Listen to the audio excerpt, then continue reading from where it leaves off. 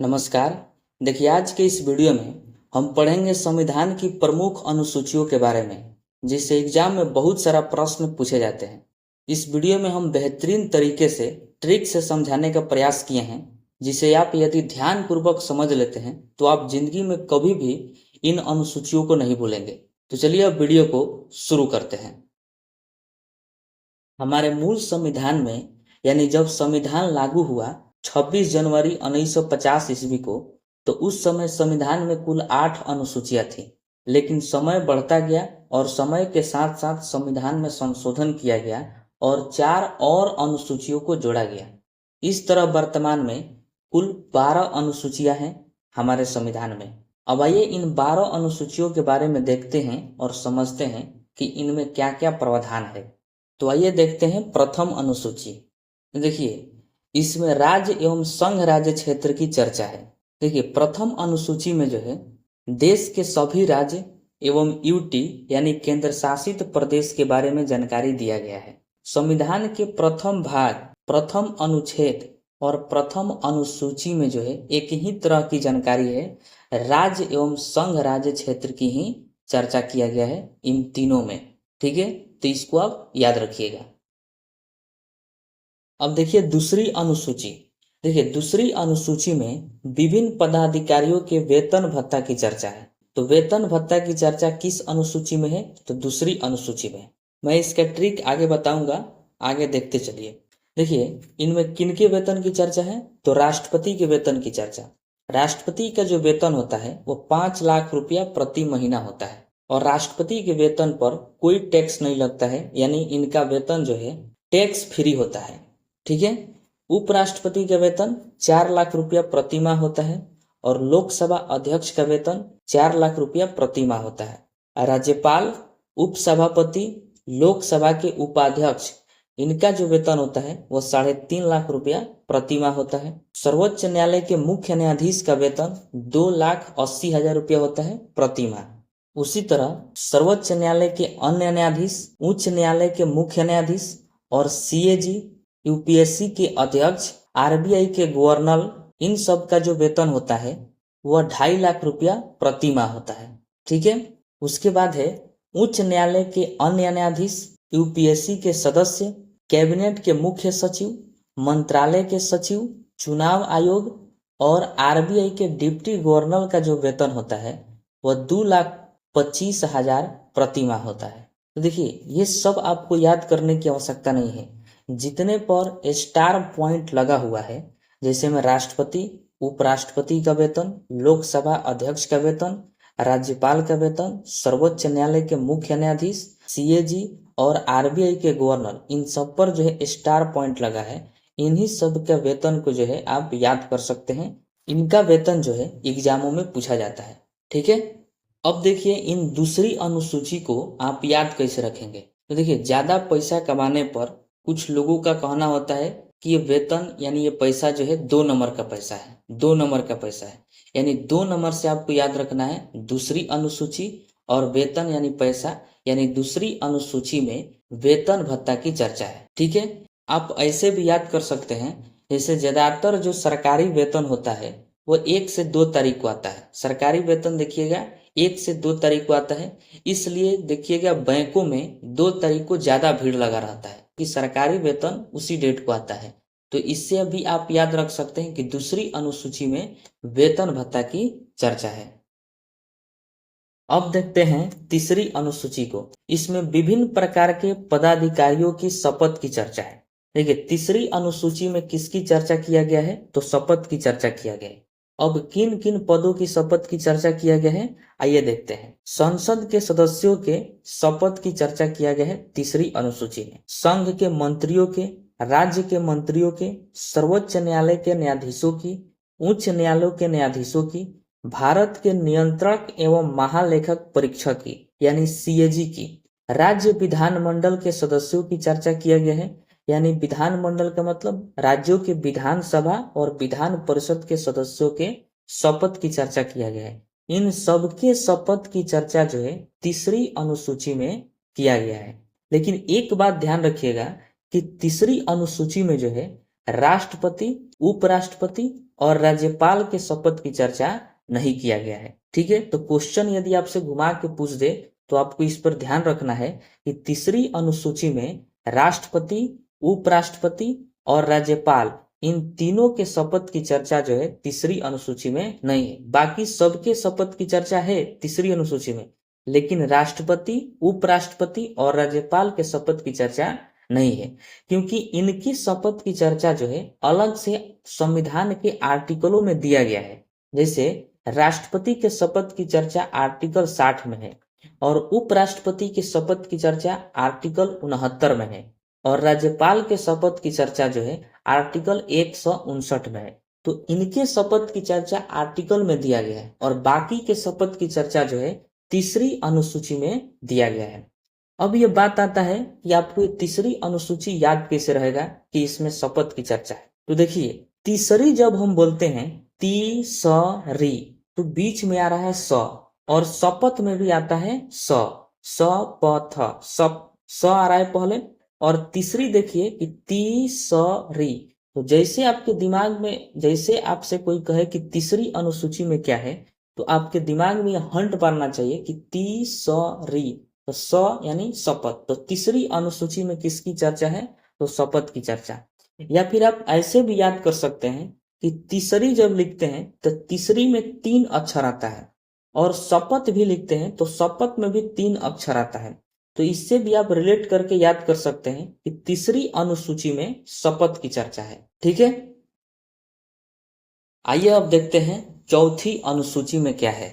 देखिए, इसमें राज्यसभा के सीटों की चर्चा किया गया है, यानी इसमें बताया गया है कि भारत के प्रत्येक राज्यों से कितने कितने राज्यसभा की सीटें आएंगी। जैसे में उत्तर प्रदेश में राज्यसभा की सबसे ज्यादा सीटें हैं, 31 सीटें। इसका मतलब हुआ कि उत्तर प्रदेश से 31 व्यक्तियों को राज्यसभा का सदस्य बनाया जाएगा। उसी प्रकार बिहार में राज्यसभा की सीटें हैं 16। अरुणाचल प्रदेश, गोवा, त्रिपुरा, सिक्किम, नागालैंड, मिजोरम, मणिपुर, मेघालय, इन सभी राज्यों में राज्यसभा की 1-1 सीटें हैं। तो इसको आप याद रखिएगा। अब आप इसको याद कैसे रखिएगा कि चौथी अनुसूची में राज्यसभा की सीटों की चर्चा है। तो देखिए, राजा जो है जिस सीट पर बैठता है उस सीट के 4 पैर होते हैं। कितने पैर होते हैं? तो 4 पैर। तो उस 4 पैर से आपको याद रखना है चौथी अनुसूची, और उस पर राजा बैठता है। सीट पर कौन बैठता है? तो राजा बैठता है, यानी राजा से आपको याद रखना है राज्यसभा। और किस पर बैठता है? तो सीट पर, यानी राज्यसभा की सीट। और सीट के कितने पैर होते हैं? तो 4 पैर होते हैं। कोई भी चेयर हो, कोई भी सीट हो, तो उसका कितना पैर होता है? 4 पैर होता है। तो उस 4 से आपको याद रखना है चौथी अनुसूची। और उस सीट पर, 4 पैर वाला सीट पर यानी कुर्सी पर कौन बैठता है? राजा बैठता है। तो राजा से आपको याद रखना है राज्यसभा। और किस पर बैठता है? तो सीट पर बैठता है, यानी सीट। तो राज्यसभा की सीट की चर्चा किस में है? तो चौथी अनुसूची में है। ठीक है, तो ऐसे आप रिलेट करके इसको याद कर सकते हैं। उसके बाद है 5वीं अनुसूची। देखिए, 5वीं अनुसूची में क्या है? अनुसूचित जाति एवं जनजाति के प्रशासन के बारे में चर्चा किया गया है। 5वीं अनुसूची में किसकी चर्चा है?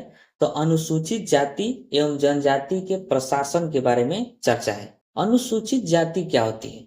इसको एससी भी कहा जाता है। देखिए, ये वे जातियां हैं जिनको समाज द्वारा दबाया गया, इन पर अपना वर्चस्व दिखाया गया और समाज के पिछले पावदान में रखा गया।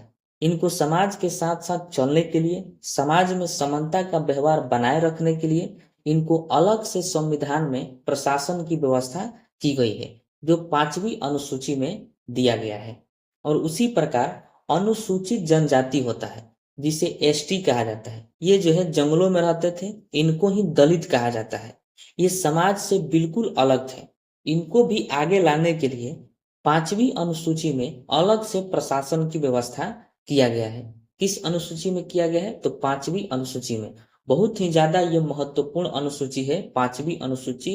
इससे जो है एग्जाम में भर भर के प्रश्न पूछता है। तो 5वीं अनुसूची में आप याद रखिएगा कि अनुसूचित जाति एवं जनजाति के प्रशासन की चर्चा है। देखिए, इसको आप ऐसे याद रख सकते हैं कि 5वीं अनुसूची में जो है एससी और एसटी की चर्चा है। तो जब हम 5 लिखते हैं तो 5 जो है एस की तरह दिखाई देता है, और एस लिखते हैं तो एस भी 5 की तरह दिखाई देता है। तो 5वीं अनुसूची में आप याद रख सकते हैं ऐसे कि एससी और एसटी की चर्चा है। अगर आपको ऐसे याद नहीं करना है तो आप ऐसे भी याद कर सकते हैं। जब हम 5वीं लिखते हैं और प्रशासन लिखते हैं तो दोनों प से ही शुरुआत होती है। 5वीं प से और प्रशासन भी लिखते हैं तो प से, यानी 5वीं अनुसूची में एससी और एसटी के प्रशासन के बारे में चर्चा किया गया है। तो इस तरह से आप रिलेट करके याद कर सकते हैं। ठीक है, देखिए अब देखते हैं 6ठी अनुसूची। देखिए, इसमें पूर्वोत्तर भारत के 4 राज्य असम, त्रिपुरा, मेघालय, मिजोरम के अनुसूचित क्षेत्रों के प्रशासन की चर्चा किया गया है। आज भी भारत के पूर्वोत्तर राज्यों पर केंद्र सरकार का ज्यादा ध्यान नहीं रहता है, क्योंकि वहां पर सीटें बहुत कम होती है, तो वहां के अनुसूचित जातियों पर ध्यान कहाँ से देंगे। इसलिए इन राज्यों में विशेष अनुसूचित क्षेत्रों को अलग से प्रशासन की व्यवस्था की गई है, जो इन राज्यों के अनुसूचित जातियों को अलग से सुरक्षा एवं विभिन्न प्रकार की व्यवस्था देने का काम करती है। तो 6ठी अनुसूची में आपको याद रखना है, ये पूर्वोत्तर भारत के जो 4 राज्य हैं असम, त्रिपुरा, मेघालय, मिजोरम के अनुसूचित क्षेत्रों के प्रशासन की चर्चा है। अब देखिए, ये 4 राज्य जो है किसी को याद नहीं रहते हैं कि 6ठी अनुसूची में कौन सा 4 राज्य है। तो इसके लिए एक ट्रिक है, एटीएम मशीन, ATMM, ATMM यानी एटीएम मशीन। ए से आपको याद रखना है असम, टी से त्रिपुरा, एम से मेघालय और एम से मिजोरम। आप पहले मिजोरम बोल सकते हैं या फिर बाद में मिजोरम बोलिए, चाहे पहले मेघालय बोलिए चाहे बाद में मेघालय बोलिए, बात दोनों के एक ही है, क्योंकि दोनों जो है एम से ही चालू होता है। तो ए से हो जाएगा असम, टी से त्रिपुरा, एम से मेघालय और एम से मिजोरम, यानी एटीएम मशीन। अब देखते हैं 7वीं अनुसूची को। देखिए, इस अनुसूची में केंद्र एवं राज्यों के शक्ति की विभाजन की चर्चा किया गया है, यानी केंद्र सरकार और राज्य सरकार किन किन मुद्दों पर या कौन कौन सा कार्य कर सकती है, इसके लिए 3 सूची बनाया गया है, संघ सूची, राज्य सूची एवं समवर्ती सूची। देखिए, संघ सूची के ऊपर केंद्र सरकार कानून बनाती है और उसके ऊपर कार्य करती है। राज्य सूची के ऊपर राज्य सरकार कानून बनाती है और उसके ऊपर कार्य करती है। और समवर्ती सूची के ऊपर दोनों कानून बना सकती है, यानी केंद्र सरकार भी और राज्य सरकार भी। तो इन सभी का जो है चर्चा, यानी सभी संघ का चर्चा, संघ सूची, राज्य सूची एवं समवर्ती सूची, इनकी चर्चा जो है 7वीं अनुसूची में किया गया है। अब देखिए, हमारे संविधान में यह स्पष्ट किया जा चुका है कि किन किन विषयों पर केंद्र सरकार और राज्य सरकार कानून बनाएगी तथा किन किन विषयों पर दोनों मिलकर कानून बनाएंगे। इसके बारे में जो है हमारे संविधान में बताया जा चुका है। आइए उसको देखते हैं। संघ सूची के ऊपर केंद्र सरकार कानून बनाती है। जब संविधान बना तो उस समय संघ सूची में कुल 97 विषय थे जिन पर केंद्र सरकार कानून बना सकती थी, लेकिन आगे चलकर 3 और जोड़ा गया और वर्तमान में कुल 100 विषय हो गए हैं संघ सूची में, जिस पर जो है केंद्र सरकार कानून बना सकती है। वह विषय देखिए क्या है, जनगणना, सेना, रेलवे, बैंक, वायुयान और कम्युनिकेशन। ये जो है संघ सूची के विषय हैं और इन सब पर जो है केवल और केवल केंद्र सरकार ही कानून बना सकती है। उसी प्रकार देखिए, राज्य सूची में जब मूल संविधान था तो उस समय 66 विषय थे राज्य सूची में, और आज वर्तमान में 61 विषय हैं, यानी 5 विषय जो है घट गए हैं। और राज्य सूची पर राज्य सरकार कानून बनाती है। तो पुलिस, शराब, कृषि, स्थानीय स्वशासन, पंचायत, पशुपालन, हॉस्पिटल और जेल, इन सभी विषयों पर जो है केवल और केवल राज्य सरकार ही कानून बना सकती है, क्योंकि ये सब विषय केवल राज्य सूची में आते हैं। ठीक है, इसी के तहत शराबबंदी हुआ है बिहार में, क्योंकि राज्य सूची के विषय में शराब है। उसी प्रकार समवर्ती सूची में मूल संविधान में कुल 47 विषय थे, लेकिन आज वर्तमान में 52 विषय हो गए हैं। समवर्ती सूची में राज्य सरकार और केंद्र सरकार दोनों कानून बना सकती है। इस विषय में है शिक्षा, मजदूरी, जनसंख्या नियंत्रण, वन यानी जंगल, आर्थिक नियोजन, विद्युत योजना। ये विषय जो है समवर्ती सूची के हैं और इन सब पर जो है केंद्र और राज्य सरकार दोनों जो है कानून बना सकती है। ये सबको आपको जो है याद रखना है, ठीक है। देखिए, एक होता है अवशिष्ट सूची। इस विषय पर कानून बनाने का अधिकार जो है केंद्र सरकार एवं संसद को है। देखिए, जब संविधान बना तो उस समय भारत की स्थिति कुछ और थी और आज कुछ और है। अर्थात बहुत सारा डेवलपमेंट हुआ, बहुत सारा चेंजिंग हुई और नया नया विषय उभरा। बहुत सारा नया नया विषय जो है उभर गया, जो उस समय इन विषयों का नामो निशान नहीं था जब संविधान को बनाया गया उस समय। जैसे में इंटरनेट, उस समय इंटरनेट नहीं था, कंप्यूटर, सॉफ्टवेयर, ई कॉमर्स, इन सब का जो है उस समय नामो निशान नहीं था।